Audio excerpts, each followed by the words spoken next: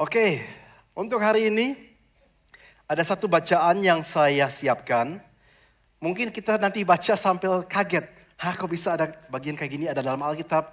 Dan ini kira-kira kaitannya apa dengan yang kita mau bahas hari ini? Tapi coba kita menyimak saja firman Tuhan.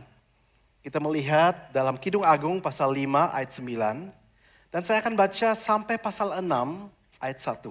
Nah, pasal 5 ini cuma singkat saja. Saya baca begini. Apakah kelebihan kekasihmu daripada kekasih yang lain? Hai jelita di antara wanita. Apakah kelebihan kekasihmu daripada kekasih yang lain? Sehingga kau sumpahi kami begini. Sekarang wanita ini akan menjawab. Wanita mengatakan, putih bersih dan merah cerah kekasihku. Menyolok mata di antara selaksa orang. Bagaikan emas murni kepalanya, rambutnya mengombak, hitam seperti gagak. Ayat 12. Matanya bagaikan merpati pada batang air. Bermandi dalam susu, duduk pada kolam yang penuh. Pipinya bagaikan bedeng rempah-rempah, petak-petak rempah-rempah akar. Bunga-bunga bakung bibirnya, bertetesan cairan mur. Tangannya bundaran emas berhiaskan permata tarsis. Tubuhnya ukiran dan dari gading, bertabur batu nilam. Ayat 15. Kakinya adalah tiang-tiang marmer putih, bertumpu pada alas emas murni. Perawakannya seperti gunung Libanon, terpilih dari pohon-pohon aras. Kata-katanya manis mata-mata, segala sesuatu padanya menarik. Demikianlah kekasihku, demikianlah temanku, hai putri-putri Yerusalem. Dan pasal 6 mengatakan, kemana perginya kekasihmu? Sekarang para wanita-wanita yang lain kembali menjawab, dia kemana? Hai jelita di antara wanita, ke jurusan manakah kekasihmu pergi? Supaya kami mencarinya bersamamu. Kita akan melihat judul untuk hari ini adalah Don't Make Him Wait. Atau kalau bahasa Indonesia, jangan membuatnya menunggu. Kita baca yang Inggris aja dalam hitungan ketiga. 1, 2, 3. Don't make him wait. Sekali lagi lebih kencang. 1, 2, 3. Don't make him wait. Jangan membuatnya menunggu. Kita sekali lagi berdoa. Tuhan, kita bersyukur untuk firman yang boleh kita dengar pagi ini. Bantu kami mengerti apa yang menjadi isi hati Tuhan di balik firman-Mu. Bantu kami mengerti apa yang kami bisa terapkan. Bantu kami mengerti bagaimana hidup kami semakin menyenangkan Engkau. Dan bantu kami mengerti betapa kami dikasihi oleh Engkau. Di dalam nama Tuhan Yesus Kristus mau katakan, amin. Banyak sekali tahun yang lalu waktu saya datang pertama kali untuk tinggal di Indonesia. Ini sudah belasan tahun yang lalu. Saya masih ingat waktu itu saya mengalami sebuah culture shock. Saya yang besar di negara Europe, di negara Jerman. Dengan budaya yang sangat beda, saya datang ke Indonesia dengan budaya yang sangat beda. Jadi saya datang ke sini, nyampe di sini ada banyak sekali hal yang membuat saya kaget. Gak semuanya, tapi ada beberapa. Ada juga beberapa hal yang saya sangat sukai sejak awal. Misalkan sampai hari ini saya katakan, kalau makanan Indonesia gak ada satu negara pun di dunia menurut saya mengalahkan. Gak ada. Makanan A sampai Z segala macam ada. Mau itu makanan Jawa seperti soto, rawon, pecel, saya suka semua. Mau ke Jakarta, di sana ada ketoprak, saya suka. Mau pergi mungkin ke Sulawesi Utara, ada banyak makanan pedas. Kayak bakarica, woku, dan seterusnya. Kalau suka yang berminyak, yang gurih, pergi ke Makassar. Ada banyak yang makanan yang bikin tinggi kolesterol, tapi enak sekali. Jadi ada hal-hal yang saya sangat sukai. Tapi juga ada dulu saya ingat hal-hal, saya datang ke sini, saya sangat kaget. Banyak hal, saya sebutkan salah satu. Budaya antri. Saya besar di satu negara di mana antri itu gak harus diajarkan lagi. Sudah mendarah daging. Jadi mau ratusan orang yang kumpul, pasti itu antrinya itu rapi. Dan mungkin orang-orang sana bangga, bukan cuma Jerman, banyak negara di sana mirip. Bangga dengan bahwa semuanya teratur dan rapi dan seterusnya. Dan saya masih ingat minggu-minggu pertama saya datang untuk tinggal di Indonesia. Saya lagi antri di sebuah tempat makan. Dan itu adalah karena itu adalah sebuah warung. Jadi banyak orang yang kumpul di depan untuk bisa memilih apa yang mau diambil. Terus saya yang besar di Jerman, saya pikir caranya gini, kan orangnya banyak. Pasti yang datang pertama itu yang dilayani pertama, yang datang kedua dilayani kedua. Kalau saya datang ketiga, saya dilayani ketiga. Tapi kira-kira apakah caranya begitu? Ternyata tidak. Walaupun saya sudah tunggu dari tadi, ada rombongan atau orang-orang dari belakang. Tapi karena mereka yang suaranya lebih keras atau duluan ngomong. Misalnya nasi goreng 5 atau apapun. Kira-kira siapa yang duluan dilayani? Saya yang tunggu dari tadi atau mereka yang tiba-tiba datang tapi dengan suara keras duluan ngomong. Ya mereka. Dan hal-hal yang seperti itu saya sering ngalami hari demi hari. Dan itu membuat saya awalnya mangkel. Kalau mungkin ada orang-orang mengatakan, kalau melihat saya selalu kelihatan sabar, saya rasa saya bisa sabar hari ini, ya walaupun jauh dari sempurna. Kayaknya karena Tuhan begitu proses saya ya, setelah saya datang dari sana ke sini, harus menjaga hati setiap hari. Tapi di sana saya melihat, kenapa ya budaya Andri atau banyak hal yang lain itu susah? Karena gak ada orang suka menunggu. Sukanya kalau bisa nyampe langsung dilayani. Kalau kita mau pesan sesuatu, kalau bisa pesan hari ini, juga nyampenya hari ini kalau bisa. Gak ada orang yang suka tunggu. Ada gak yang senang tunggu dengan sengaja? Saya rasa gak ada. Kalau kita mungkin pernah di dalam pesawat. Pesawatnya sekarang sudah mendarat. Dan sekarang tunggu pintu dibuka. Kadang-kadang itu bisa 5 menit, bisa 10 menit. Anda termasuk tim yang langsung ikut berdiri. Ambil bagasinya dan tunggu 10 menit. Supaya bisa cepat keluar. Anda termasuk tim yang duduk. Dan tunggu sampai pintunya buka baru berdiri. Setiap orang beda ya, setiap orang beda, gak ada benar, gak ada salah. Saya kadang-kadang, saya selalu duduk, pasti duduk. Karena saya pikir, daripada saya tunggu 10 menit dan percuma juga cuman capek, jadi saya duduk. Tapi saya lihat ada begitu banyak yang mungkin langsung berdiri, ya gak salah juga. Karena mungkin nanti bisa keluarnya lebih cepat. Karena memang pada dasarnya kita gak suka menunggu. Dan pasal yang kita baca hari ini bicara tentang 2 hal.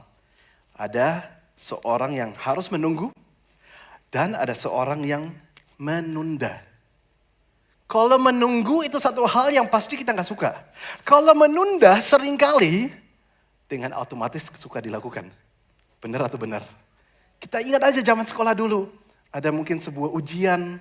Kadang-kadang kita mau belajar baru di hari-hari terakhir. Ada sebuah tugas, gak harus di sekolah, dimanapun. Di kampus, di tempat pekerjaan dan seterusnya. Kadang-kadang enak ya menunda sampai detik terakhir. Terus akhirnya baru dilakukan. Nah ini pasal bicara tentang ada yang menunggu, ada yang menunda. Tapi ini diambil dari Kidung Agung. Kidung Agung itu apa? Ini adalah kumpulan puisi-puisi dari Salomo. Nah kalau dalam bahasa Inggris Kidung Agung ini namanya Song of Solomon. Pujian dari atau nyanyian dari Solomon. Bahasa lainnya adalah Song of Songs. Nyanyian di atas semua nyanyian yang lain. Jadi dari semua puisi yang tertulis, ini yang paling indah, ini yang paling luar biasa. Dan sebenarnya Song of Solomon, Kidung Agung ini bicara tentang hubungan seorang pria dan seorang wanita. Awalnya mereka belum married, akhirnya mereka married. Dan pengertian utama yang kita harus ambil dari Song of Solomon, Kidung Agung ini memang mengenai hubungan seorang pria dan wanita. Yang nantinya juga menikah.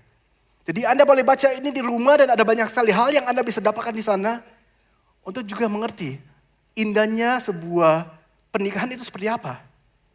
Tapi juga ada pengertian-pengertian tambahan di balik itu.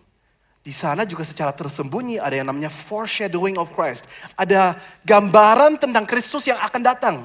Di mana sang mempelai pria di sini bicara tentang Kristus dan sang mempelai wanita di dalam Kidung Agung bisa bicara tentang gerejanya.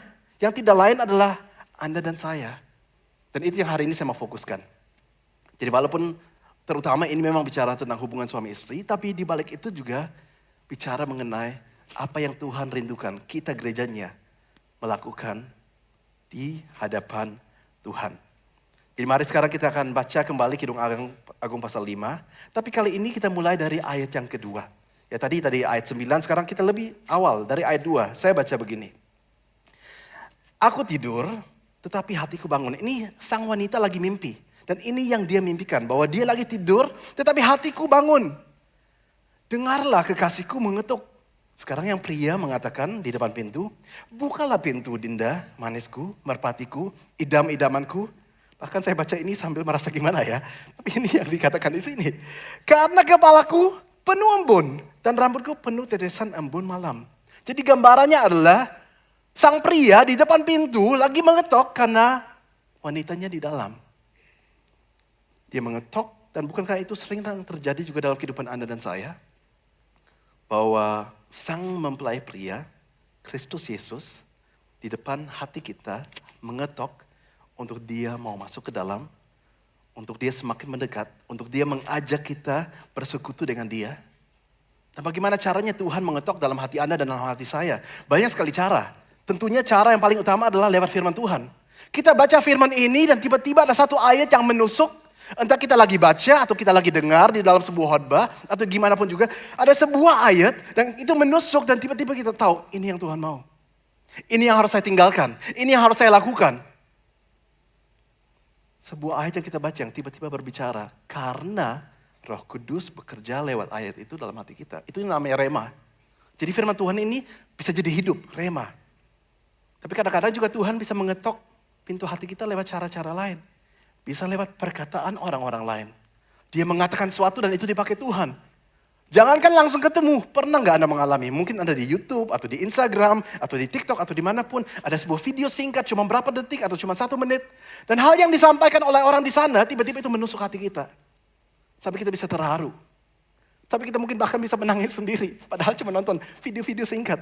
Sampai kita dalam hati mengatakan, oke Tuhan saya mau lebih dekat. Oke Tuhan saya mau lebih sungguh-sungguh. Oke Tuhan saya mau tinggalkan A, B, C. Dan lakukan D, E, F.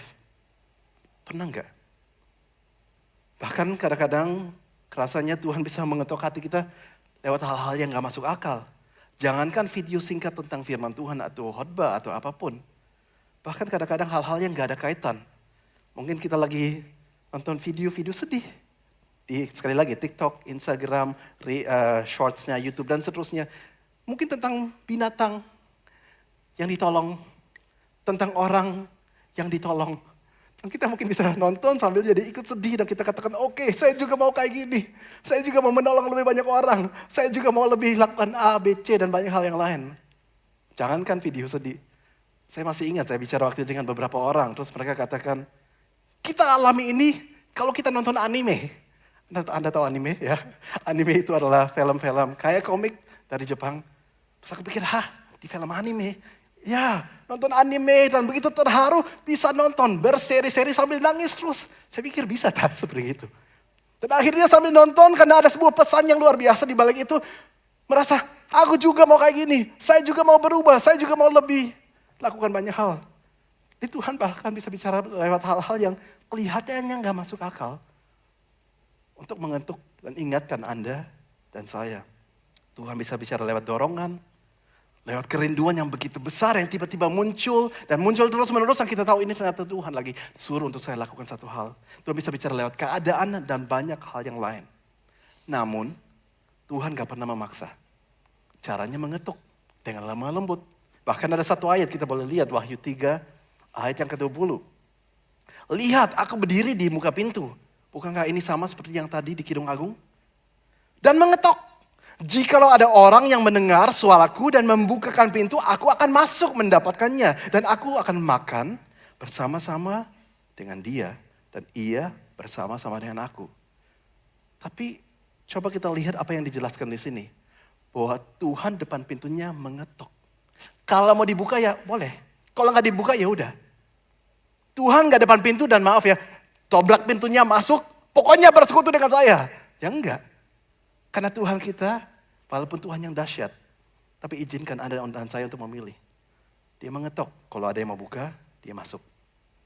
Kita lanjut baca Kidung Agung, pasal 5, sekarang ayat 3 sampai 5. Sang wanita mengatakan, bajuku telah kutanggalkan. Apakah aku akan mengenakannya lagi? Kakiku telah kubasuh. Apakah aku akan mengotorkannya pula?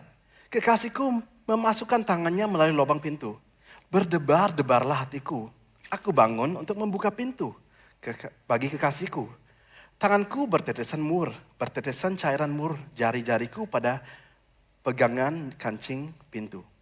Jadi sang pria di depan pintu mengetok, menunggu sudah lama, tapi si wanita tadi masih dalam ranjang mikir, aku sudah di tempat tidur. Sudah enak, sudah nyaman, sudah ganti baju, sudah mandi. Masa mau rempong lagi? Masa mau repot lagi? Tapi sambil mikir akhirnya ambil keputusan untuk tetap mau buka pintunya. Tapi awalnya gak mau, karena memang sudah PW. Anda tahu PW? PW itu bukan Team Praise and Worship tadi ya, PW. Tapi PW itu mungkin bahasa Surabaya ya, orang Surabaya aja yang tahu. posisi enak. Sudah nyaman, sudah gak mau gerak lagi. Kalau bisa gini aja langsung tidur.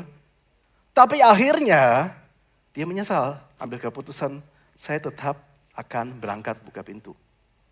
Saya mau tanya, apa yang dialami oleh wanita ini? Pernah gak Anda dan saya alami? Bahwa kita merasa ada dorongan yang daripada Tuhan. Tuhan memanggil kita mendekat, memanggil kita untuk bersekutu, merasakan hadiratnya. Atau mungkin untuk dia bisa bicara kepada kita lewat firman-Nya. Namun kita lagi PW. Dan kita punya prioritas yang lain. Entah lagi karena kenyamanan, kita pengen hidup nyaman aja. Mungkin karena lagi mau jalan-jalan. Mungkin karena kesibukan yang kita sukai seperti mungkin nonton film atau Netflix atau YouTube. Atau mungkin karena social media.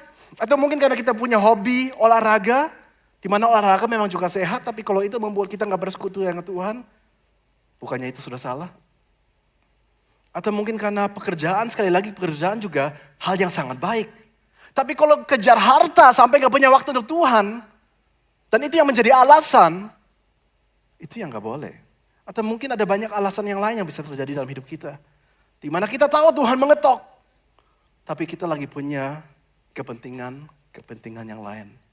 Jadi saya sekali lagi mau tanya kepada kita semua, kita boleh menjawab dalam hati, gak perlu angkat tangan. Pernahkah kita merasa Tuhan seakan-akan mengetok pintu hati kita, memanggil kita untuk bersekutu, namun kita menunda atau bahkan kita mengabaikannya sama sekali? Matius 6 ayat 33, Yesus mengatakan, tetapi carilah dahulu. Jadi bukan yang lain yang dahulu, bukan yang lain yang diutamakan. Yang lain itu semuanya boleh ditaruh di nomor 2, 3, 4, 5, 6. Yang lain ditunda gak apa-apa, yang lain digeser gak apa-apa. Tapi carilah dahulu kerajaan Allah dan kebenarannya. Maka semuanya itu akan ditambahkan kepadamu. Itu yang Tuhan mau. Tuhan menjadi yang utama dan segalanya, bukan cuma yang utama. Kalau cuma yang utama, oke, nanti katakan kita bilang, oh yang kedua adalah keluarga, yang ketiga adalah pekerjaan dan Tuhan gak usah ada di sana. Enggak. Dia adalah yang utama. Tapi dalam segala hal yang lain, dia juga ada. Yang utama dan segalanya. Kidung Agung pasal 5 ayat 6.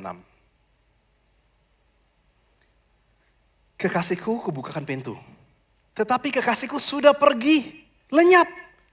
Seperti pingsan aku ketika ia menghilang. Ku cari dia tetapi tak kutemui. Ku panggil tetapi tak disahutnya. Memang wanita ini akhirnya berangkat juga, bangun juga. Tadinya mungkin lagi nyaman, lagi memikirkan untuk menunda atau abaikan, tapi akhirnya dia lakukan. Dia berangkat, dia buka pintu. Sudah gak ada orangnya. Dan dia rasanya seperti mau pingsan. Dan by the way, ini bukan berarti Tuhan meninggalkan kita pada saat kita mengabaikan. Karena walaupun kita gak setia, Tuhan tetap setia kok. Walaupun kita jauh, dia selalu mau menarik kita dekat. Namun yang digambarkan di sini adalah sebuah kesempatan, sebuah ajakan untuk bersekutu, untuk mengalami Tuhan, dan itu diabaikan. Sehingga di sini akibatnya apa? Ayat 7. Akibatnya, aku ditemui. Jadi wanita ini keluar dari rumahnya dan akhirnya aku ditemui peronda-peronda kota. Dipukulinya aku, dilukainya. Selendang aku dirampas oleh penjaga tembok. Wanita ini gak lagi berjalan dengan sang pria. Gak lagi dalam lindungan sang pria. Gak lagi berjalan berdua tapi sekarang berjalan sendiri dengan kekuatan sendiri. Sehingga akibatnya apa? Salah jalan. Gak tahu jalan mana yang harus dipilih. Gak tahu keputusan apa yang harus dipilih. Yang tadinya kuat karena ada yang menguatkan, ada yang menopang, sekarang yang dilakukan cuma dengan pengetahuannya sendiri, hikmahnya sendiri, kekuatannya sendiri. Akibatnya ada masalah yang dialami. Bukan karena kekasihnya jahat. Bukan karena kekasihnya nggak peduli. Melainkan karena wanita ini tidak mengindahkan ajakan dari kekasihnya untuk bersekutu.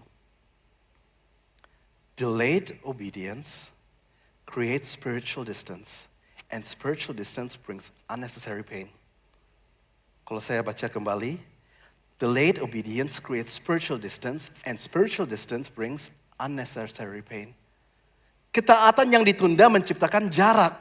Dan jarak mendatangkan penderitaan yang sebenarnya tidak perlu, tidak seharusnya terjadi.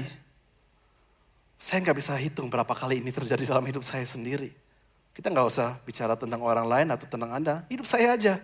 Berapa kali Tuhan punya sebuah rencana yang indah untuk saya atau mengajak saya, tapi saya belum mau, saya masih menunda, saya katakan nanti, tapi selalu pada akhirnya saya menyesal.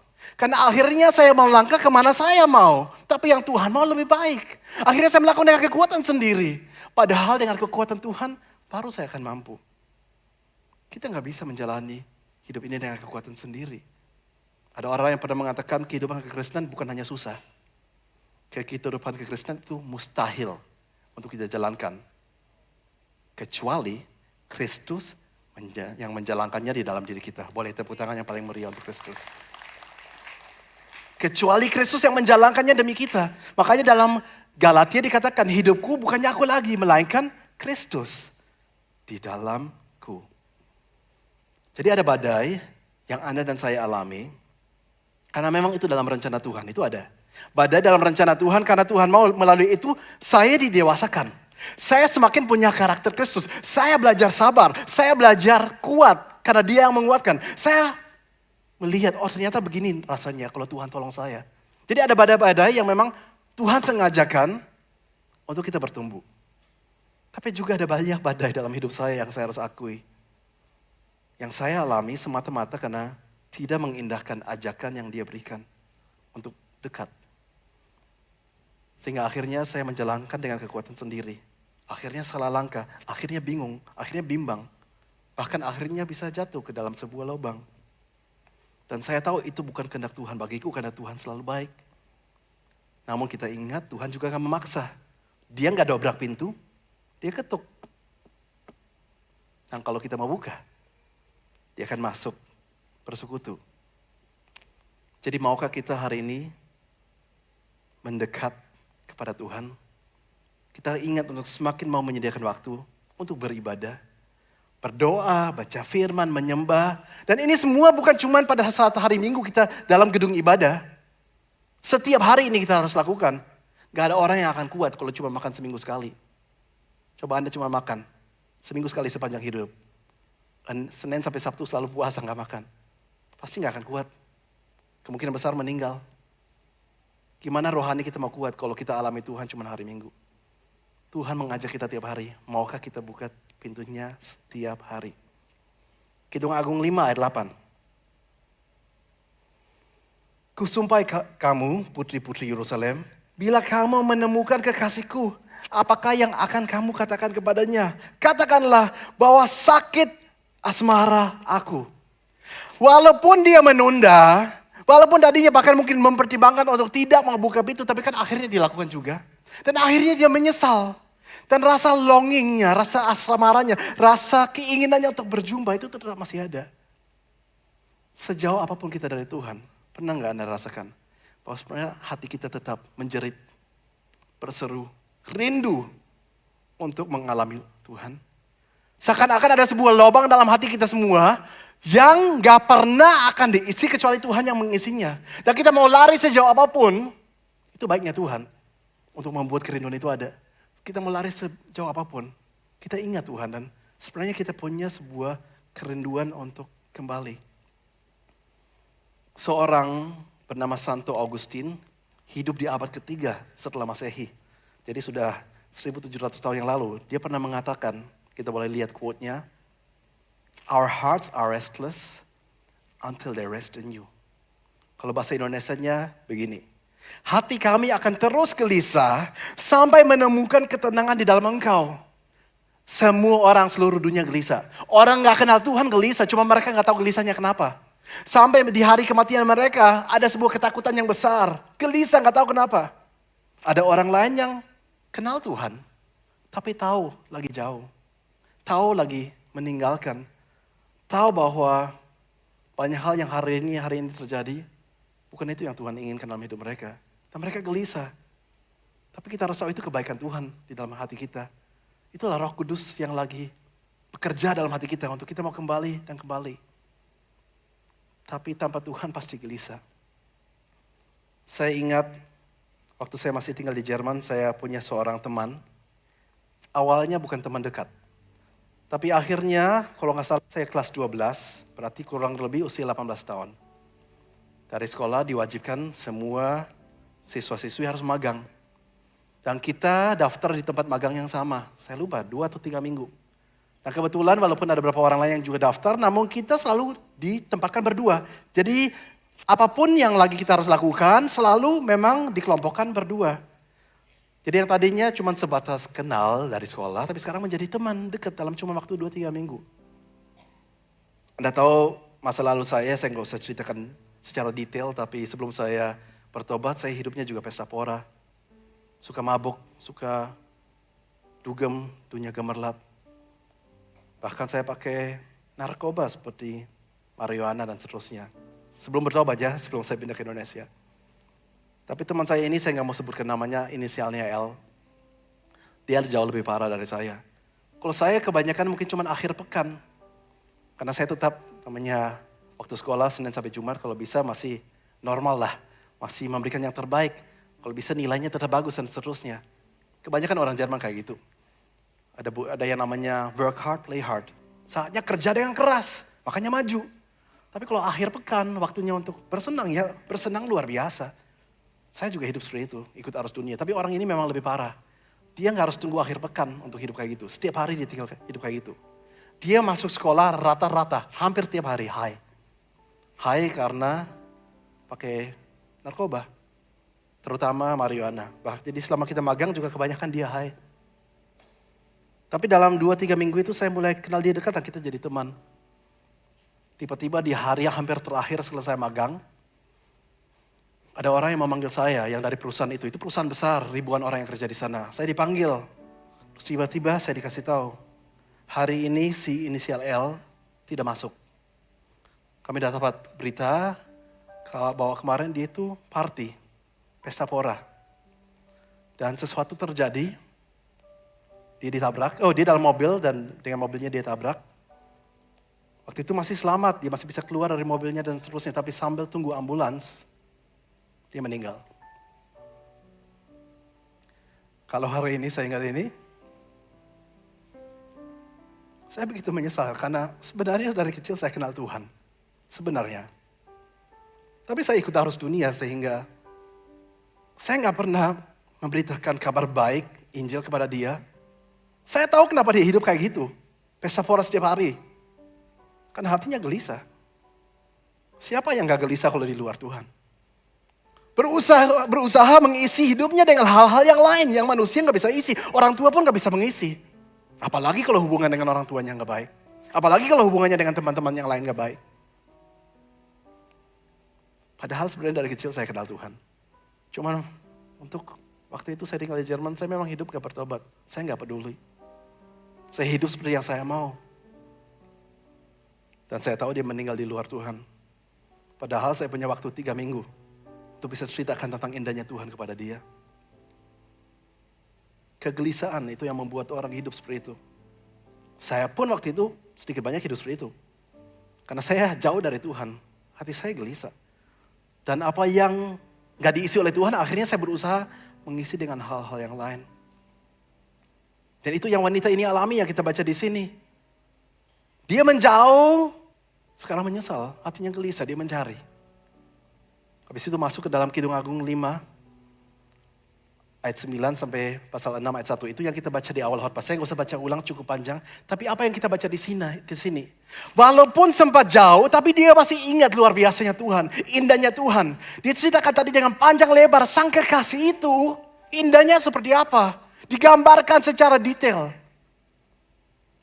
Dan saya mau tanya satu hal, apakah Anda juga dan saya juga mengenal Tuhan seperti itu? Betapa indah sebenarnya Tuhan. Betapa dia peduli, betapa dia luar biasa. Apa yang dia sudah buat bagi kita sehingga kita mau mengalami dia dan mencari dia. Dan berjumpa dengan dia. Sehingga demi dia kita rela untuk tanggalkan apapun. Kita rela menggeser semua yang lain asal saya bisa punya waktu untuk dia. Atau jangan-jangan seringkali justru hidup kita tidak seperti itu. Malah Tuhannya kita geser. Supaya kita punya waktu untuk hal-hal yang lain. Kidung Agung 6 ayat 2-3. Ini konklusinya. Mereka kembali ketemu luar biasa. Kekasihku telah turun ke kebunnya. Si wanita ini tahu. Prianya ini selalu kemana sih? Tahu, ingat. ke bedeng rempah-rempah untuk menggembalakan domba dalam kebun dan memetik bunga bakung. Aku kepunyaan kekasihku dan kepunyaanku kekasihku yang menggembalakan domba di tengah-tengah bunga bakung. Happy ending. Dan by the way, ada happy ending untuk setiap Anda dan saya. Kalau kita di dalam Tuhan dan kita mau berjumpa dengan Dia. Kita mau lari sejauh apapun, mau jatuh sedalam apapun, kasih Tuhan tidak pernah meninggalkan kita, itu janjinya. Sama seperti kalau kita ingat ada sebuah cerita yang Yesus sampaikan tentang the prodigal son, anak bungsu yang hilang. Dia datang kepada papanya, ayahnya, dia minta warisannya. Itu satu hal yang sangat kurang ajar. Orang yang masih hidup minta warisannya, tapi itu yang dilakukan. Dengan warisannya dia pergi ke negara yang jauh, menghamburkan uang, hidup pesta pora, lupa rumah ayahnya, sampai semuanya hilang, semuanya habis. Baru dia ingat betapa indah dulunya dalam Tuhan. Dia merasa begitu bersalah, tapi ambil keputusan, saya mau balik. Siapa tahu ayah saya akan terima saya kembali sebagai budak aja, cukup. Karena ternyata kehidupan budak ayah saya jauh lebih enak daripada keadaan saya sekarang. Dia berangkat, mulai arah ke rumah. Tapi ternyata ayahnya melihatnya dari jauh. Kok bisa? Karena setiap hari menunggu. Dan waktu ayahnya melihat, anaknya mendekat. Ayahnya, kata Yesus, lari mendapatkan dia. Cium dia, peluk dia. Memasakkan baju yang terbaik, memasakkan cincinnya. Anaknya gak pernah dibuang. Kasih Tuhan gak pernah habis. Tapi ayahnya nunggu anak ini untuk kembali. Karena Tuhan kita bukan Tuhan yang memaksa. Bukan Tuhan yang dobrak pintu Anda. Tapi Tuhan yang ketok dengan banyak cara untuk mengingatkan Anda dan saya untuk tetap kembali. Yeremia 29 ayat 13. Apabila kamu mencari aku, hanya besar, ini Tuhan yang ngomong. Kalau kamu cari aku, kamu akan menemukan aku. Apabila kamu menanyakan aku dengan segenap hati. Ada banyak orang mengatakan pada saat saya lagi one-on-one atau counseling, aduh saya gak alami Tuhan, saya gak alami Tuhan. Dan setelah kita ngobrol dan saya selidiki, mereka gak cari Tuhan. Sebatas ke gereja hari Minggu. Saya gak heran dia gak alami Tuhan. Karena Tuhan katakan, apabila kamu mencari aku, kamu akan menemukan aku. Apabila kamu menanyakan aku dengan segenap hati. Orang itu gak buat waktu. Senin sampai Sabtu dia gak peduli. Yang gak heran dia gak alami Tuhan. Bukannya Tuhan gak mau, Tuhan selalu mau. Orang ini yang gak mau. Tuhan menunggu dengan sabar. Yakobus 4 ayat 8. Mendekatlah kepada Allah dan Ia akan mendekat kepadamu. Ini seakan-akan saya harus lakukan langkah yang pertama. Tapi Anda tahu Tuhan yang sudah lakukan langkah yang pertama. Tuhan yang sudah datang dari surga menjadi manusia. Hidup 33,5 tahun. Dan mati dengan cara yang sangat sadis, darahnya tercurah. Karena dia sudah ambil langkah yang pertama. Dan setelah kita menjauh berulang kali dari Tuhan, Tuhan sudah ambil langkah yang pertama. Dia ketuk, dan ketuk, dan ketuk, dan ketuk. Ayo anakku pulang. Sekarang dia menunggu kita benar pulang. Kalaupun kita ambil respon kita mau balik, dia berlari. Seperti ayah dari si anak yang bungsu. Jadi jangan pikir kita di sini yang hebat karena saya balik. Enggak, sudah terlalu banyak hal yang Tuhan lakukan. Anda tahu tadi waktu saya siap-siap mau khotbah, saya lagi di balik layar. Lagu penyembahan tadi ada satu yang dinyanyikan dan saya nggak tahu itu akan dinyanyikan karena saya nggak berdiskusi sebelumnya dengan tim Praise and Worship. Tapi saya begitu kaget waktu dengar lagunya karena saya merasa itu inti dari Kidung Agung. Kok bisa persis lagu ini yang dipilih? Dan saya ingin bacakan lagunya untuk Anda. Tadi saya minta, ini spontan ya, saya baru mintanya tadi untuk ini disiapkan. Tadi dikatakan, boleh mungkin juga ditampilkan. Di matamu terlukis wajahku. Anda dan saya begitu berharga bagi Tuhan. Sampai dia datang ke pintu hati kita, selalu mengetuk, mencari, mau bersekutu. Bukan karena kuat gagahku, bukan kita yang hebat. Bukan kita yang luar biasa, siapa kita. Namun hanya karena kemurahanmu. Si mempelai pria datang, bukan karena wanitanya yang begitu dahsyat. Enggak, tapi karena dia yang begitu dahsyat. Tuhan ketuk hati Anda, bukan karena Anda yang dahsyat, bukan karena saya yang dahsyat. Tapi karena kasih dia terlalu besar. Namun hanya karena kemurahanmu. Meski terkadang aku terjatuh. Ada hal yang kita lakukan, ada hal yang kita tunda, kita gak bersyukur dengan dia, dan kita menyesal. Sampai akhirnya, kadang-kadang kita melangkah dengan kekuatan sendiri, keputusan sendiri, kita terjatuh, itu yang terjadi. Tapi tak pernah lelah kau hampiriku. Sekali saya lihat ke dia, saya katakan Tuhan tolong. Oh Tuhan tolong, dia langsung tolong. Memelukku dengan cintamu seperti si sang ayah yang datang memeluk anaknya yang bungsu. Yang sebenarnya sudah terlalu kurang ajar. Memelukku dengan cintamu. Betapa besar mulia kasihmu. Itulah Tuhan dalam hidup kita. Itulah Tuhan yang digambarkan dalam Kidung Agung. Itulah Tuhan yang digambarkan di sepanjang Alkitab. Saya mau menutup dengan satu cerita. Mungkin ada yang merasa hari ini jauh dari Tuhan. Mungkin ada yang merasa gak layak. Karena begitu banyak hal yang saya buat sudah mengecewakan Tuhan, meninggalkan Tuhan. Dan saya merasa siapa saya untuk dia mau mengasihi saya, untuk dia mau memberikan hadiratnya untuk saya rasakan, untuk dia mau ubah hidup saya, untuk dia mau tolong saya, untuk dia mau sertai saya. Mungkin ada banyak rasa bersalahnya dalam hidup kita. Tapi ada satu orang, dia itu hidup sangat dekat dengan Tuhan. Hidup berjalan dengan Tuhan setiap hari. Semangat untuk Tuhan, melayani Tuhan. Berapi-api, gak ada yang kurang. Tapi satu saat ada sebuah hal yang terjadi, di mana ada resiko penganiayaan. Dan dia memilih untuk menyangkal Tuhan. Dan dia merasa bersalah. Mulai dari hari itu dia jauh dari Tuhan. Dan malah dia itu kembali ke hidupnya yang lama. Anda mau tebak orangnya siapa? Seharusnya kita semua tahu. Petrus. Berjalan dengan Tuhan setiap harinya. Menyangkal Tuhan. Tuhan Yesus mati, bangkit. Yesus sudah kembali jadi nelayan. Mencari ikan. Padahal Yesus sebelumnya sudah katakan, kamu kujadikan bukannya lagi nelayan atau yang mencari ikan, tapi yang mencari manusia. Yesus datang ke Danau Galilea, tempat di mana Petrus berada. Petrus lagi mau nangkap ikan. Akhirnya mereka ketemu. Yesus yang datang mencari dia. Yesus katakan, apakah engkau mengasihi aku? Petrus mungkin merasa gak layak untuk jawab. Gak bisa untuk jawab. Merasa bersalah untuk jawab. Tapi Yesus panjang sabar. Dia tanya terus menerus sampai ketiga kalinya. Dan Petrus mau. Bahkan Yesus masih berikan tawaran yang luar biasa. Gembalakan dombaku.